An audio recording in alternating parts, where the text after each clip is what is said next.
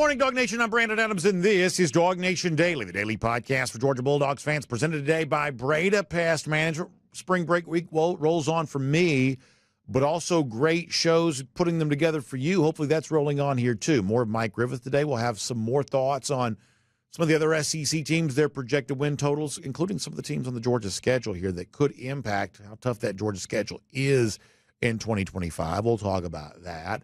I'll share a position group in particular here for a moment that I think could be one of the most valuable for Georgia in this upcoming season. And we're going to spend some time talking about a former five-star who I think Georgia fans always have kind of a natural curiosity about.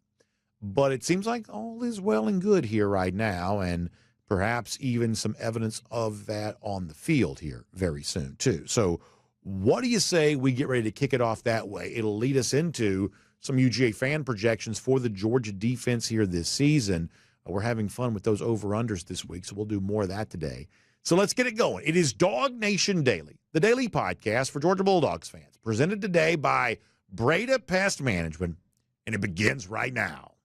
Today's episode of DawgNation Daily is brought to you by Breda Pest Management, the official pest control of UGA Athletics. Presented by DawgNation.com. This is DawgNation Daily, the daily podcast for Georgia Bulldogs fans. Here's your host, Brandon Adams. I want to talk about the Georgia defense here for a minute. It's going to lead us to, in a couple of minutes, the over-under projection. You know, we've invited folks to participate in our show this week. We did this last week I put out some numbers, and I simply said these are my projections, kind of based on, my own proprietary formula, if you want to call it that.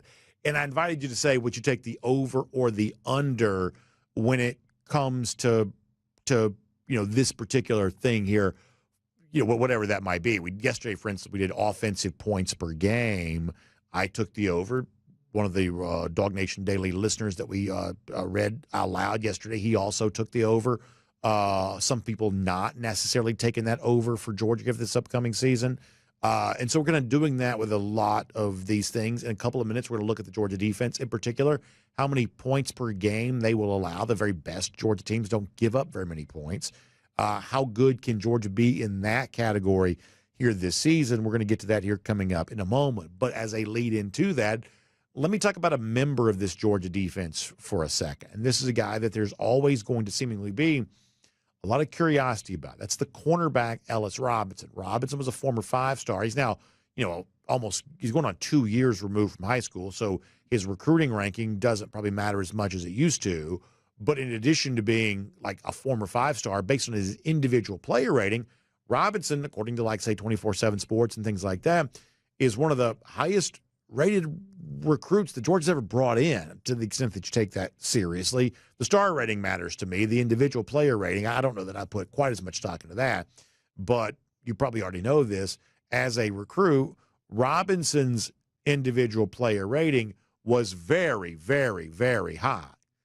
But that only complicates the conversation even more when we say, well, you really haven't seen a lot from Ellis Robinson on the football field as of yet. And a lot of people, just given the fact that, hey, you want as many great players on the field as you can get, a lot of people are kind of hoping to see more from him in 2025. So with that in mind, one of the big questions for Georgia during spring is, where do things stand with Ellis Robinson? How's his progression coming along? Perhaps could we see more of him this fall? And the other day, Kirby Smart was good enough to share some insight in where things stand with Robinson, including giving Robinson a specific compliment that I think some Georgia fans are going to really like. This is what Kirby said just the other day, looking at his now second-year cornerback, still hoping to make a name for himself, the former five-star Ellis Robinson. Here's Kirby. Yeah, he's playing good. He's practicing good. He's competing.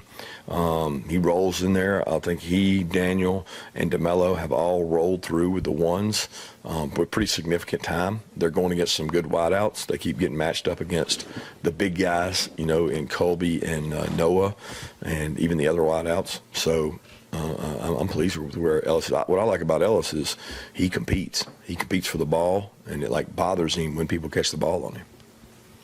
I said a version of this yesterday. I'll repeat myself again. Yesterday with Kirby's talking about wide receivers, he was talking about the notion of grit. And so if Kirby says, I like what I see as it relates to grit, for someone like Kirby Smart who takes that sort of stuff really seriously, we would assume that he doesn't say that unless he means it. If Kirby says he likes his wide receivers, then he probably does. And once again, when it comes to the evaluation based on how well you compete, knowing that competition during practice is about as important to Kirby Smart as success during the games. Like really, really values the sanctity of practice because of what it does to make winning games more likely, make winning games easier. So if Smart is looking at Ellis Robinson and says, I like how he competes, that's the sort of thing that Smart wouldn't say casually. He wouldn't compliment someone for being a competitor if that person wasn't competing. So if Kirby Smart says, yeah, I really like the way this guy's competing, then my guess is he must be out there really competing, which speaks well of himself, but also kind of speaks well of what the Georgia secondary, I think, can be here this season. More on that in a moment. But as a lead-in to that point, let's remind ourselves here, we've talked about this on the show before, is that there was a little bit of a murmur around Ellis Robinson last year, and I don't believe any of it was caused by Ellis Robinson.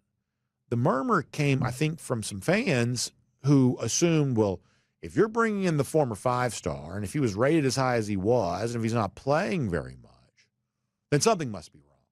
Something's either wrong with Georgia because they're not playing Robinson. Something's wrong with Robinson because he's not out there. Something's just wrong. You can't have a five-star like this and have him not playing without there being some sort of like scandalous reason as to why he's not. And, you know, just given the fact that the transfer portal is sort of this ever-present, concern, and I don't sugarcoat that. It obviously is a concern for all players in all situations, but people, I think, wanted to try to write a story involving Ellis Robinson that Robinson himself was never really a participant in. And if you want to go back to when we were in New Orleans for the Sugar Bowl, our Jeff Sentell had a chance to ask Robinson that directly. He also, in that same interview, by the way, talked about how much he enjoyed competing and fighting and learning. And in a question from Jeff Sentell about what he would tell the next Ellis Robinson about going to a place like Georgia, I think what Robinson said, and we've mentioned this on the show before, I think what Robinson said perhaps provides some words of comfort for Georgia fans. This is not particularly long, but it was a rare instance for us to hear from Ellis Robinson going back to December. Here he was with Jeff Sentell. For any five-star corner that comes into Georgia, what are the things you've had to learn that you would give some advice to the next Ellis Robinson on the way? I would just say just staying patient, waiting your turn because everybody's time coming. Really, I would just say just staying patient, really. So there you go. Ellis Robinson telling Jeff Sentell to the next Ellis Robinson who might come to Georgia, stay patient, wait your turn. As I said a year ago, I don't know that a lot of people assume that Robinson was a stay patient, wait your turn type of guy. Not because of anything that Robinson himself had done, but there are just these caricatures that exist about certain positions. I think people expect a certain kind of thing from cornerbacks, whether they be that way or not. Just different positions have different archetypes associated with them. And the archetype oftentimes associated with the shutdown corner, a loud, flashy, brash guy, isn't always, hey, wait your turn, be patient. But Ellis Robinson, who may be as good as anybody in the future, says, I learned to wait my turn and be patient. And it certainly sounds like on the basis of that, he was happy that he did so. And when Kirby Smart says, while Ellis Robinson has been waiting his turn, while he's been patient, he has been competing like crazy, which I think is nothing but good if you're a Georgia fan. If you're a Georgia fan, I think you have to like all of that. By way of evaluation from Kirby Smart. And around here, I really try not to play favorites in terms of who plays and who doesn't. Like, I don't, pick this one guy, I'm going to praise him no matter what. I'm going to pick this one guy, and I'm going to trash him no matter what. I've never liked that sort of thing. We just try to call balls and strikes and try to be as fair as we possibly can. But when it comes to this Georgia secondary in particular, I mean, I'd love nothing more for Ellis Robinson to emerge as a starter, and given his overall talent level, my guess is that's eventually what he's going to probably do. But let's say those who wanted to see that happen last year, maybe at the beginning of the season, maybe during the season, even possibly for the entirety of this season, let's say that doesn't happen. Let's say that Robinson, once again, in year two, is not quite playing as much as some Georgia fans expect that he might. Now, listen, I'd love nothing more for him to be playing all the time because I think he's, at least by my eyes, an incredibly talented player. But if Kirby says, that Ellis Robinson's competing like crazy, but someone else wins the competition, then in a roundabout way, that says something good about Ellis, about his desire and willingness to compete, his ability to compete. But maybe it also kind of says something, too, about the guy that wins that competition. Think about a veteran player like Daniel Harris right now. You know, it could very well be that cornerback, just being in a position where experience matters, maybe the experience that Harris has, maybe that just still gives him the edge over a guy like Robinson or another young defensive back that we talk frequently about, a guy like DeMello Jones, who maybe we feel like, at least I feel like I, kind of know a little bit better because I saw him play in high school. I think he's incredibly talented too. He's also learning how to play cornerback. Maybe Harris still has kind of the edge on him. And maybe if these young guys, less experienced, are competing like crazy, but the veteran player still wins the competition, then maybe that only elevates the veteran player in that process. And, for some fans, that's not going to quite be what they want to hear because they feel like, well, I've seen Daniel Harris. I want to see something different. I want to see DeMello Jones. I want to see Ellis Robinson because I've seen Daniel Harris. I know what he is, and maybe in the eyes of some, it's not quite everything that you would hope he would be. But it's important to note on that a year ago, some who might say that about Harris may have also said that about Dalen Everett. And over the course of last season, there's no doubt that Everett, as a veteran playing as a starter, elevated himself to the point that he's MVP of the SEC championship. It was a major factor for Georgia. And now he comes back as, one of the guys that Connor Riley mentioned last week as a possible, first-team All-SEC-like player for Georgia here this year. I don't know that Harris travels the same path. I don't know that Harris actually holds off either DeMello or Ellis in terms of even maintaining the starting job, but it certainly could happen. So in this particular case, I don't think that, and I realize just how, horrific the looming transfer portal and all the craziness in college football, I realize it makes everybody just a little bit antsy. But I don't think the Georgia fans should be scared of this competition, no matter who wins it.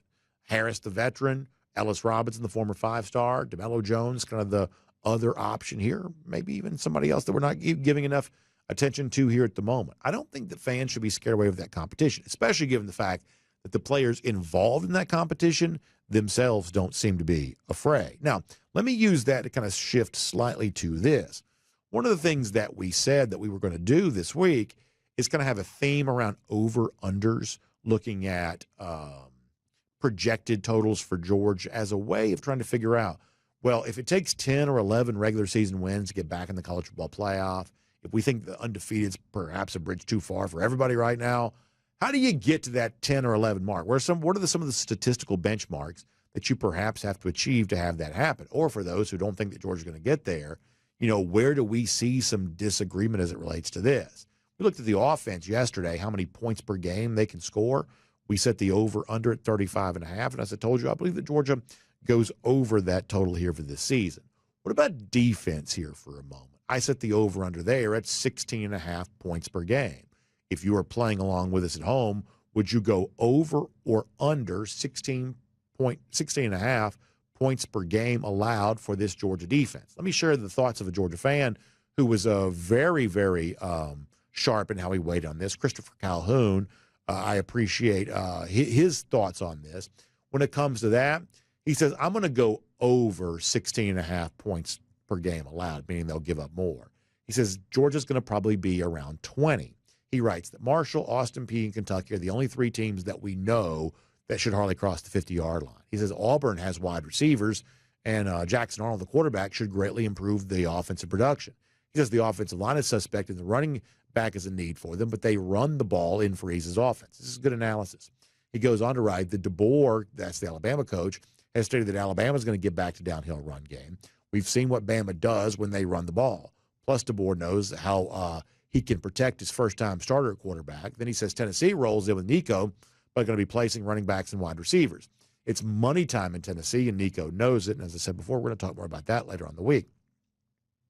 Christopher goes on to write, with Lane Kiffin calling plays at Ole Miss, they'll always score, but their defense needs to be overhauled. He says a healthy DJ Lagway completely changed the Gators' offense that looked good against us last year when he was in the game. Texas has the playmakers at wide receiver and running back. Sark's calling the plays, and he can always find a way to cover a rebuilding offensive line. Then he mentions Georgia Tech and Haynes King. So according to Christopher, Georgia may be slightly over the 16.5 points per game, perhaps allowing 20 points per game. I might be a slight over on this as well, but I don't think it's going to be 20. Now, I do think that Georgia's going to face some really good defenses. I should say some really good opposing offenses here this year. It's a challenge for the defense. So while they may slightly go over the 16.5, I don't quite think it's going to be quite as high necessarily as Christopher mentions, although I do think that Christopher offers good analysis. Let me do a little bit of what I did yesterday. Let's see what 16.5 points per game allowed look like based on college football in 2024. One of the reasons why I might be a slight over on that number, even though it fits in pretty well with Georgia's overall program history in recent years, is that a year ago, giving up 16.5 points per game would have made you 8th best in the country. While I do expect improvement maybe from the Georgia defense, I don't know that it's necessarily 8th best in the country. But maybe, perhaps, there's a chance. For instance, if you want to look at 2024, that 8th best defense in America when it comes to scoring, giving up just 16.5 points per game, that was Penn State last year. Penn State was a very good defense. If you know anything about college football from last year, that was one of the things that made the Nittany Lions a playoff contender and ultimately got them in the college football playoff. They just didn't give up a lot, on the defensive side of the ball. And one of the reasons they were so good when he was healthy was Abdul Carter, who's going to be expected to be one of the top draft picks in the upcoming NFL draft. And if you take a skeptical view of the Georgia defense, you might say, well, I don't know that this Georgia defense here this year has an Abdul Carter. And the position Carter plays, that's certainly true. Edge rushing outside linebacker, pass rushing defensive end. Right now, Georgia is not quite as filled out at those positions. But even if you sort of take the position, kind of description off of this and just say, how about sort of a surefire top end, NFL first-round draft pick? Georgia has some of those guys this year, guys like, Mykel Williams and Jalen Walker. Malachi Stark's also expected to be a first-rounder. But for next year, who that player would be on this 2025 Georgia defense, from this 2025 Georgia defense, a little bit murky. We're not quite so sure about that necessarily. So there may not be a Carter-level player, which would mean that for Georgia this season, matching what Penn State did a year ago, pretty difficult. But when you look a little deeper, what you also find out is, according to the current projections that are out there, when you look at a lot of these 7-round mock drafts, I took a look at this myself. Penn State, who only gave up 16.5 points per game last year, they're only expected to have 4 players drafted off that defense. Now, that's because some guys are coming back here this year. They'll still be pretty good. But what we know from Georgia is while they may not have the obvious Mykel Williams or Jalen Walker level player this year, someone we know that's going to be drafted near the top of the first round, the way that Carter will likely be for Penn State, Georgia's going to have a lot more than 4 defensive players who go on to be NFL draft picks off this year's team. So the overall depth may actually be greater than what Penn State had a year ago. So the overall bottom line is I don't know that in 2025 Georgia's the best defense in America. They may give up slightly more than 16.5 points per game, which is the number that I projected for them. But I do believe they can still be good enough to get the job done. And maybe whether it's an Ellis Robinson or a Daniel Harris or whatever the story is in the secondary to go along with the defensive line we talked about plenty, the linebacking core, which seems to be kind of being treated as a given, the Georgia defense may be good enough. And good enough may be plenty for a Georgia team when it comes to its end-of-season goals. My name's Brandon Adams, and this is DawgNation Daily, the daily podcast for Georgia Bulldogs fans, presented today by Breda Pest Management. Glad you're with us. No matter how you get to us, normally it's live on video at 10 a.m. We are pre-recorded this week, at least for these portions. Now, tomorrow and Friday, we're going to have live portions of those shows. You're going to really like this. It's going to be really good stuff. Kaylee and Connor and Jeff and all kinds of surprises kind of stepping in and being a part of that with you. I think you're going to really enjoy that.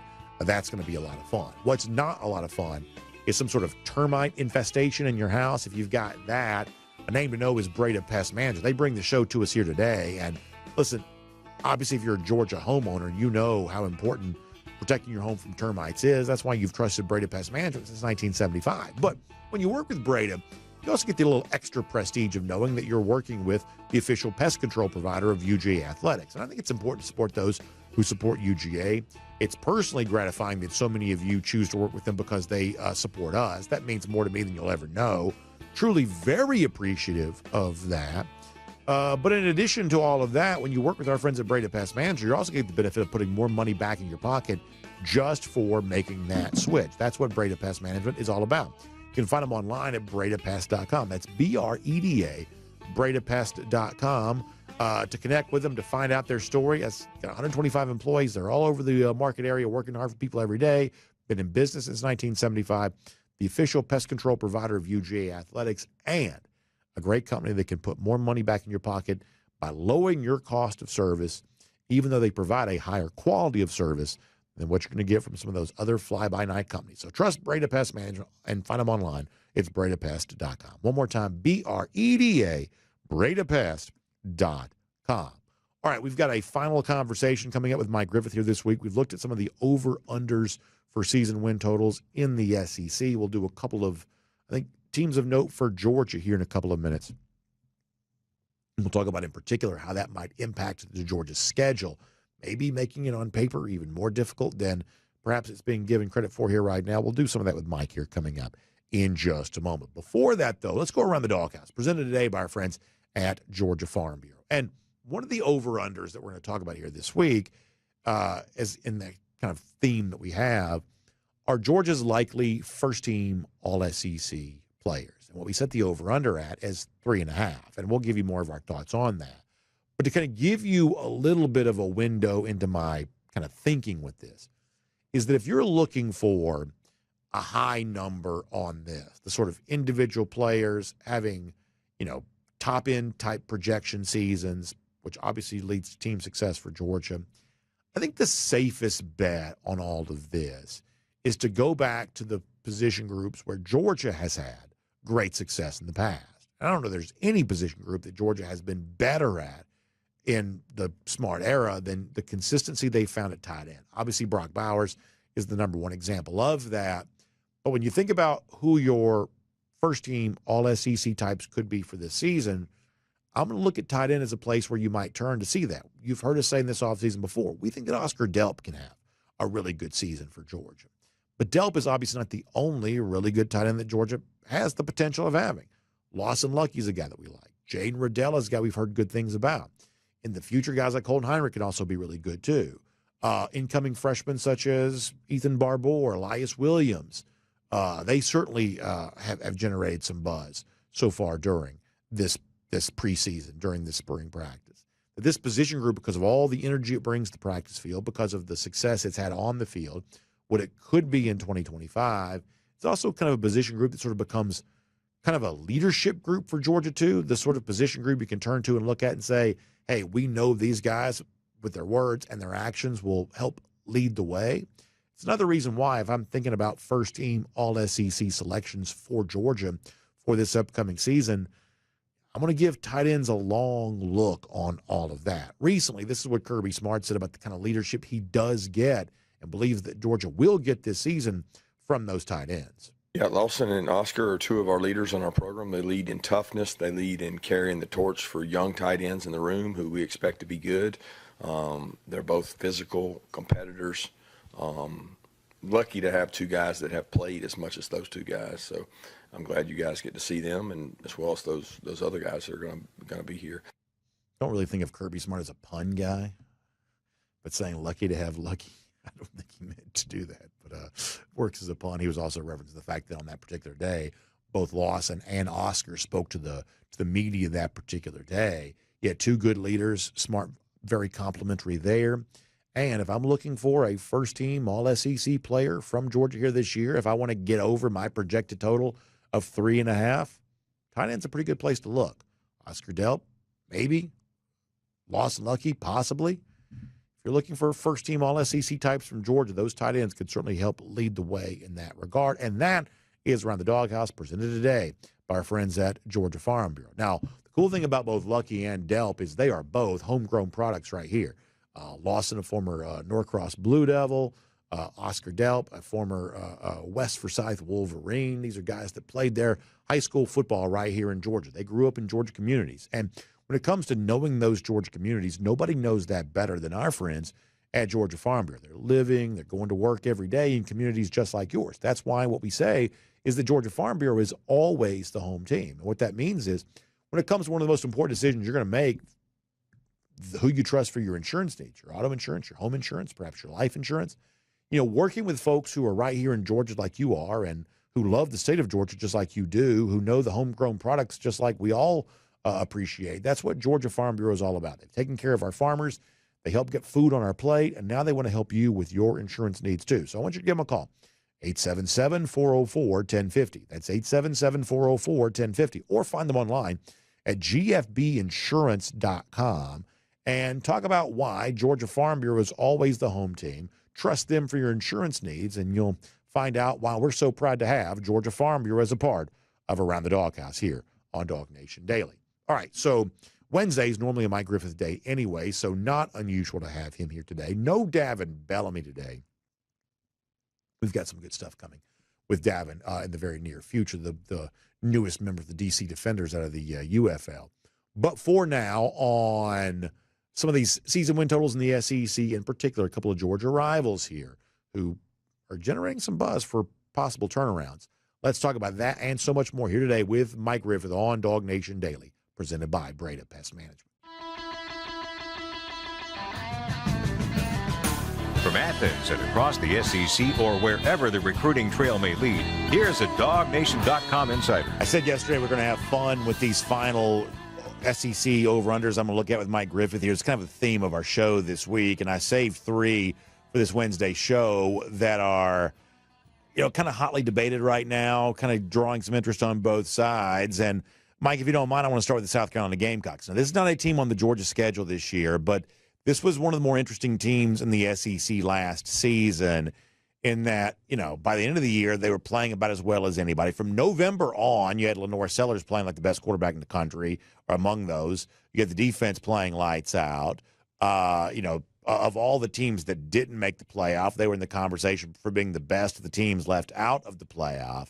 And yet, after everybody saw that, one of the most successful programs on a one-year basis in the history of the program, after everybody saw that, FanDuel still has the over-under for South Carolina this season at 7.5, reminding you that, listen, just because you take a step in one year doesn't mean you easily take the next step in the next year. It's just not that easy to take that progression. So I mentioned yesterday, I'm still high on the Gamecocks. Even with that, I don't think it's easy, but I do believe they're better than what FanDuel has them at right now, and I do believe that over the last few seasons, I think that Shane Beamer at South Carolina has actually kind of showed me a lot. Do you think that, how about for you? Or do you think that South Carolina as a program can take that next step right now? I do, and it's because of Lenore Sellers. I think he's the closest thing to Cam Newton I've seen. I mean, this kid is incredible, not just athletically, but you talk to Lenore Sellers. I mean, this kid's an intellectual. He's got the right work ethic. I also like the Gamecocks at the line of scrimmage. Take a look at their schedule. It looks like a 5-0 start to me, and that includes a win over Missouri in that first 5 games. Now, why is the line so low? Well, they play at LSU. To me, that's the preseason favorite in the SEC, if not Texas. Then they play against Oklahoma. You know how I feel about them, much improved. Then they play Alabama, albeit at home. And then they play at Ole Miss. I think that's a win. But they also play at Texas A&M and finish the season with Clemson. So they do have a challenging schedule. But I'm going to take the over because of Lenore Sellers. I think he's going to be the quarterback of the year in the SEC.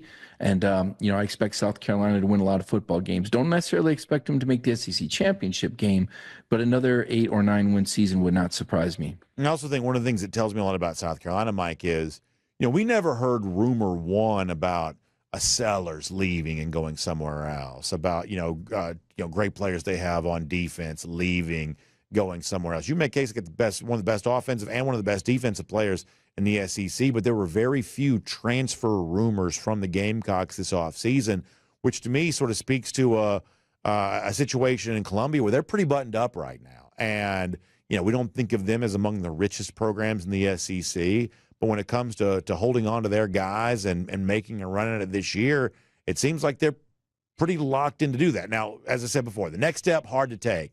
But this is not a South Carolina program that's easily poachable by the other programs in this league around the country right now. Well, and you've seen enough from Shane Beamer to know why. I mean, this is a coach that has a lot of fun with his players. I think it's a really positive environment. It doesn't always work. Kalen DeBoer's still trying to make that work. Maybe he needs to do some dance videos or full house promotions, as Shane Beamer has done, or practical jokes. But Shane is a very likable guy. He's got a very good staff. They get dialed in. But I think a lot of it has to do with the experience and the connectivity. I think those guys enjoy playing for Shane Beamer in earnest. I think that makes a big difference. I think that's one of the secrets, the future with NIL. I mean, yeah, it's going to be about the money, but it's also about the player experience.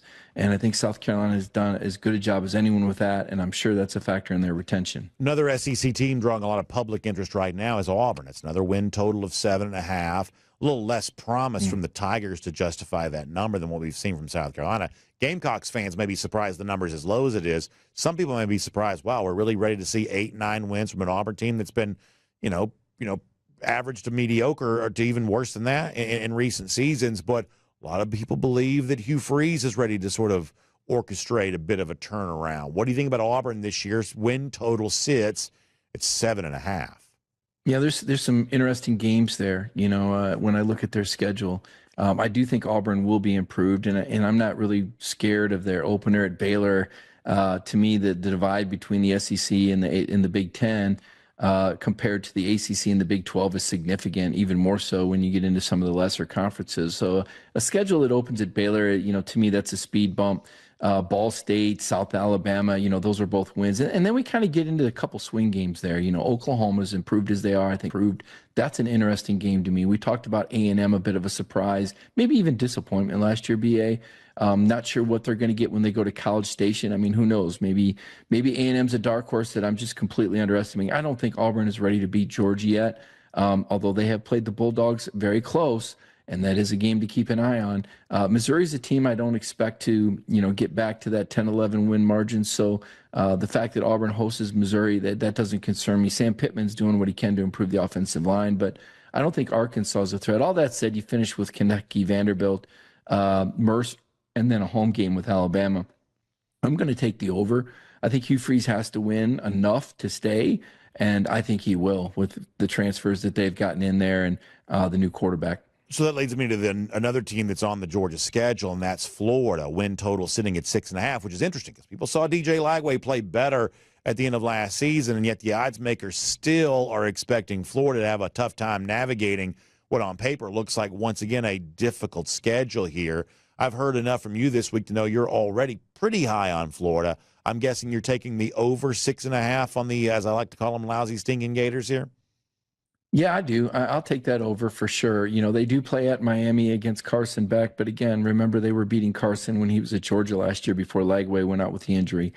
Miami Gardens is, about 40 miles north of Coral Gables. Not really a true on-campus stadium. I don't think that's the home field that a lot of other schools enjoy. So I'd like him to beat Miami. They do play LSU early, and I don't expect him to win that game. They also play Texas, and I don't expect him to win that game either. Georgia, to me, right now looks like a coin toss. Remember my Georgia pick earlier in this week. This is pre-portal.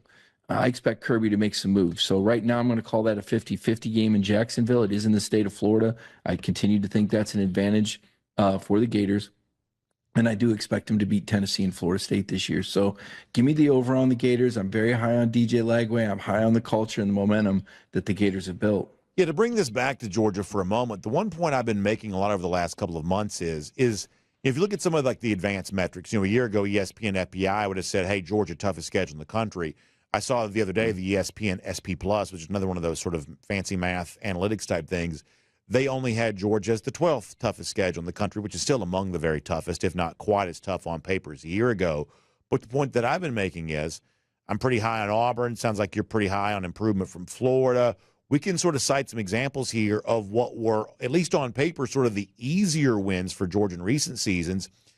In some form or fashion, if the game sort of breaks the right way, those games actually get a little tougher. That if people are expecting the Georgia schedule in 2025 to be way easier than it was a year ago, I don't know that it necessarily works out that way. The games that seemed tough a year ago are probably still tough. Games like Auburn and Florida, there's a fairly reasonable case to be made. Those games are now even tougher because of some expectation for improvement. So, Mike, for people who are hoping for a break for the Georgia schedule, I don't know how much of that you get here this season, even though some of the bigger games do shift towards Athens. Still on paper, to me, a really tough schedule overall. Yeah, I think you make a really good point. You don't think Alabama's going to be a tough, coming between the hedges. I would agree with that. But conversely, Florida's going to be tougher, especially if they can keep DJ Lagway healthy. You look at Ole Miss, and they're coming between the hedges, and you say, well, they're not going to be as tough. Well, you're going to Auburn, and this is going to be a very improved Auburn team. Now, you did drop Clemson from the schedule, but I don't know if that's a good thing. And what I mean by that is I thought Georgia got a lot of momentum and a lot of confidence out of that win at Clemson. And I dare say, had they not played Clemson, maybe they wouldn't have been ready for Kentucky. That certainly was the case for Ole Miss when they entertained Were they Kentucky ready for early in the Kentucky? season. Because I don't know. Well, as ready as they were, I mean, my goodness, if they didn't have some confidence, that would have been an L, right? At least they'd played somebody That's before right. the Wildcats, That's right? Of course, they had the Wildcats obviously had some intrinsic motivation with Vandergriff and JDJ going against their former teammates, as well as knowledge of the system. But point being, this easier schedule that Georgia starts out with, it's kind of good news, bad news. You could get lulled into a little bit of a false sense of security before you go to Neyland Stadium. I'm not ready to say I think Tennessee's going to upset Georgia, but you won't really know what you have with Georgia until they play in Neyland Stadium. That's going to be quite a step up from the opening two games for the Bulldogs. And yet I would tell you that the Bulldogs probably need a couple of those practice games, with some of the personnel changes that we've already seen and more personnel changes, which I would anticipate in the transfer portal. So I've said this now a few times, is that you think about Marshall and Austin Peay. Those are the first two games for Georgia. These are some of the biggest, you call them like bye games, or I think you call them practice games, whatever phrase you want to use. These are some of the biggest kind of important games that I've, seen Georgia play in quite some time, because people forget this. Even in 2023, Georgia got off to slow starts offensively against Ball State and teams like that. They weren't scoring a lot of points in the first half. For people who want to see improvement from Georgia offensively, they're going to want to see it early in the season and in early games. They're going to want to see piling on points against what should be an overwhelmed Marshall team in the first quarter. Certainly against an Austin Peay in the first quarter. They want to see the points piling on. So we would typically push the fast forward button to get past a Marshall and Austin Peay, especially in comparison to a year when you open up with Clemson. That's always way more fun. But this year, I think there's going to be extra attention on those two games because it's the road trip to Tennessee after that. It's the big home game against Alabama. And also because people just want to see this offense flex a little bit, even if it's against sort of a non-entity style opponent. Well, I think Stetson Bennett said it best: players, not plays. And if you give me Ladd McConkey and Brock Bowers and Kenny McIntosh, I'd say you'd see some explosive plays. We need to see Nate Frazier step up and have a big season. You need these transfers to translate. You need Dylan Bell to find an identity and get back to some effective play. And you need elevated play from the tight end position, which was probably the most disappointing group on the team last year in terms of their production and their grades, at least if you look at the PFF metrics. So, and I haven't even gotten into the offensive line, which has 4 starters to replace. And, we're talking about how good somebody can run downfield 40 yards, but they're lacking power and, not snapping the ball consistently. So there's a lot of questions, and that's according to the head coach, by the way, not me. So there's a lot more questions about this Georgia football team than there was a year ago. And I don't think Mike Bobo's got some magic playbook that's going to bring better players out. It comes down to players. Georgia does not have the same amount of talent as they did when they won championships. They don't have the same amount of talent as they did in 2023 when, they went undefeated in the regular season before stumbling in the SEC title game. The talent drop-off is noted and notable, and the rest of the SEC is caught up. The NIL portal has done its job in terms of equaling things out and giving other programs a chance to rebuild quickly. And now the onus shifts to Georgia to try to get some players to stay ahead, a la Texas and Ohio State. All right, Mike, it's been a fun few days looking at some of this stuff with you. Obviously, there'll be plenty more to talk about as the months roll on. 2025 seems to be here before you know it. Thanks for being here today as a part of DawgNation Daily, presented by Breda Pest Management. I appreciate it, Brandon. Let's take a look around the rest of the league. This is SEC Through. I want to say a special thank you to Mike Griffith, who spent some time with us recording the interviews you've heard the last couple of days. A lot of times when I have to step away from being the show live, it ends up being, a little extra work for people that kind of help me out and get the show on the air. So I certainly appreciate that. Also, Kaylee and Kamal and everybody else who's kind of making these shows run smoothly. Really, really appreciate that, too. A lot of folks help get DawgNation Daily, presented by Breda Pest Management, on the air. Some of them you see on camera. Some of them are doing work behind the scenes, and sometimes it's a combination of both. But either way, we're very, very appreciative of, what is it, the old line? It takes a village. Probably it's getting to the point now where it takes a village to get DawgNation Daily up and running. So we appreciate all of that. And speaking of a village, there's a whole village of folks that love to be on a Royal Caribbean cruise vacation. You better believe I am right there among the rest of the villagers when it comes to that. And I'm looking forward to our DawgNation cruise. I'm looking forward to cruising with my family. I'm looking forward to any time I have a chance to be on board a Royal Caribbean cruise ship. I just can't wait to do it. And I think the 2025 is a great chance for you to do that. You know, when you start thinking about late summer and then kind of moving towards the fall, eventually the winter, there is another crop of sort of new things set to debut for Royal Caribbean. And one of the reasons why I take a lot of pride in this, because I like to think we've been a part of this, I just think that Royal Caribbean is right now one of the hottest brands out there. They are just on fire as a brand. You see their commercials everywhere. And I think one of the things that's created the energy around Royal Caribbean is all the new stuff. Obviously, our Royal Caribbean DawgNation cruise is going to be on Utopia of the Seas, the newest of those Royal Caribbean cruise ships right now. Don't forget, we're only a few months away from the debut of Star of the Seas. That's the newest in the Icon class of ships. Then later on, by the end of the year, we'll see the debut of not a new cruise ship, but a new destination. How about the Royal Beach Club in Nassau, the Bahamas? There are a lot of people, when it comes to a cruise vacation, they sort of feel like they've been there, done that. When it comes to the Port of Nassau, it's probably the most frequently visited port, if I had to guess, certainly among them. A lot of people feel like they've been there, but you've never experienced anything in Nassau like you're about to experience when it comes to the Royal Beach Club when it debuts. And of course, if you're going to start thinking a little further into the future, another icon. We haven't even seen Star of the Seas yet. We're already talking about Legend of the Seas, the next in the Icon class of ships. Just so many fun things coming when it comes to Royal Caribbean. Jessica Slater, special travel advisor, someone who's really renowned for her knowledge of Royal Caribbean. She can tell you everything you need to know. Give her a call, 770-718-9147.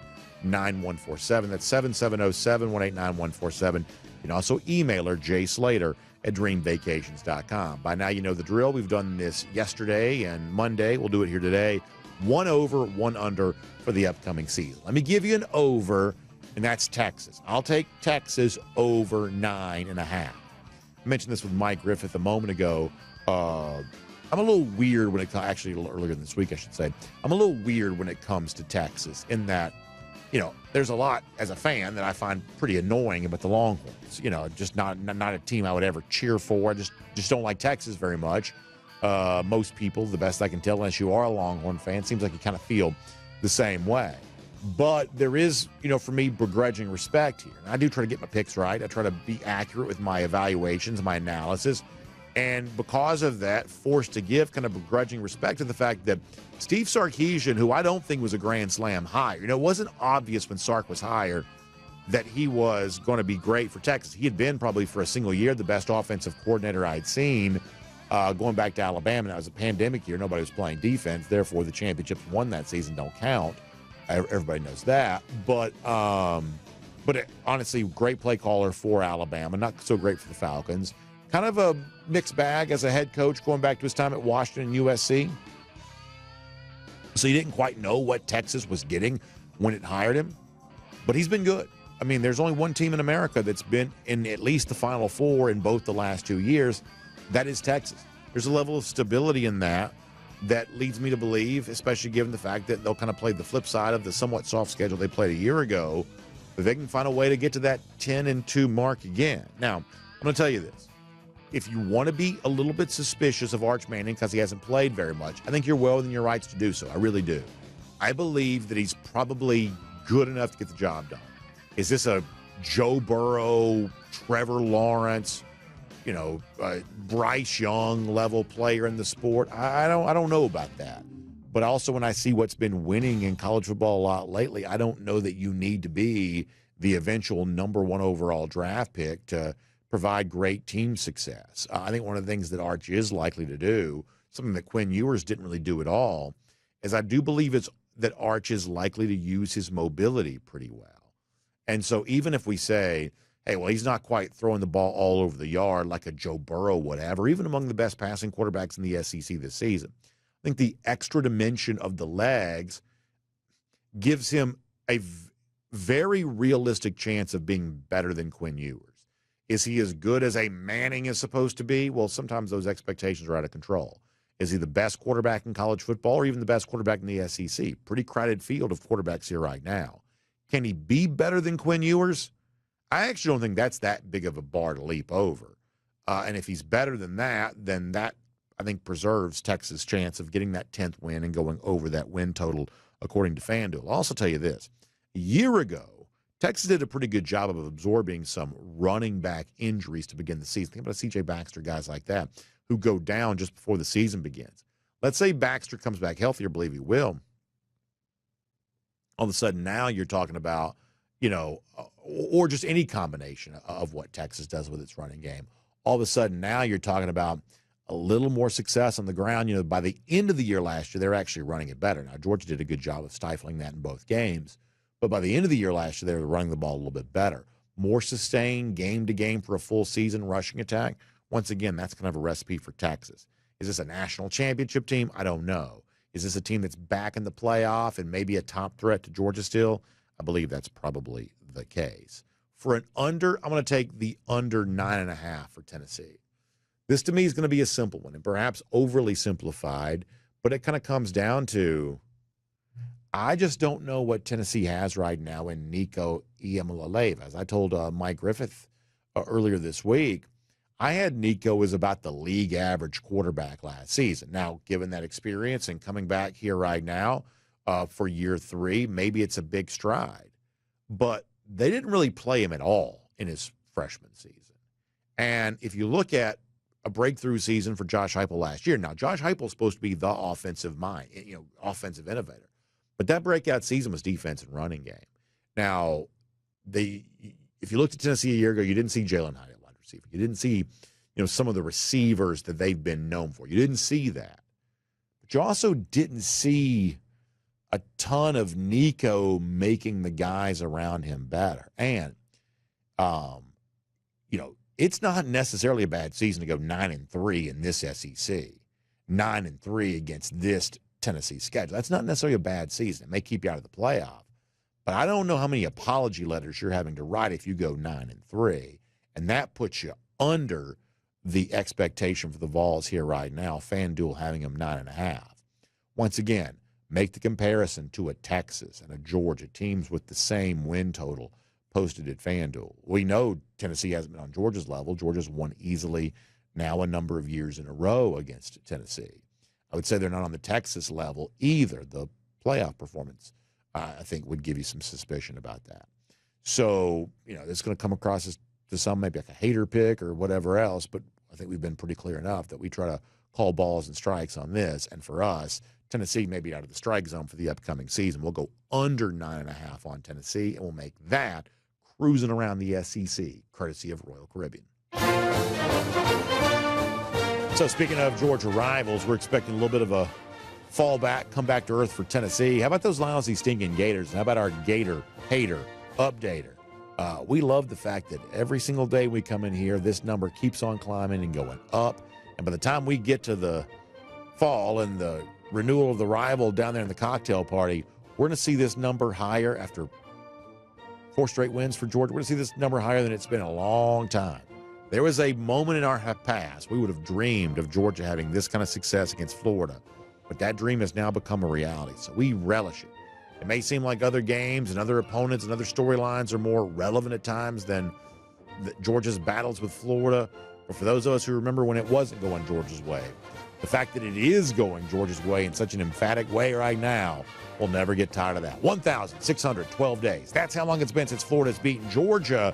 That's our Gator Hater Update. We'll see you back here tomorrow. DawgNation Daily, presented by Breda Pest Management. We'll look forward to talking to you then.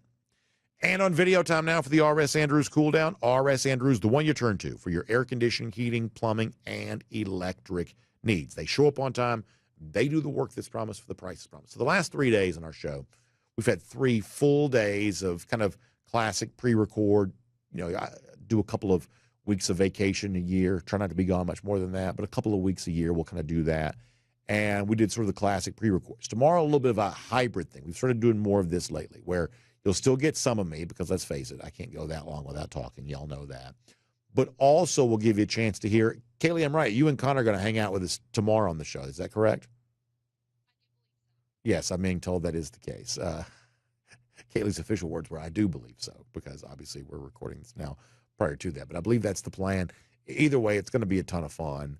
Our way of saying, hey, we know that stuff's happening. We'll kind of catch up on that. We'll do some of the same stuff for the cruise show coming up in a couple of weeks. And then after that, we'll kind of get into a little bit of a rhythm again, kind of before summer. So good stuff going on. Obviously, this portion of the show always made possible by our friends at RS Andrews. So make sure you find them online. rsandrews.com. That's rsandrews.com. The RS stands for rapid service. That means plumbing emergency, something like that, water heater goes out. In many cases, RS Andrews can replace it for you the same day. So find them online at rsandrews.com. Y'all have a great day. You'll never know how much I appreciate you being with us, even when I can't be with you here live. It just means a lot to me that you watch the show, listen to the show on any week out of the year. It's just something that I don't take for granted. It is a tremendous privilege to have you a part of what we do. So thank you so much for that. We'll see you back here tomorrow. DawgNation Daily, presented by Breda Pest Management. We will look forward to talking to you then.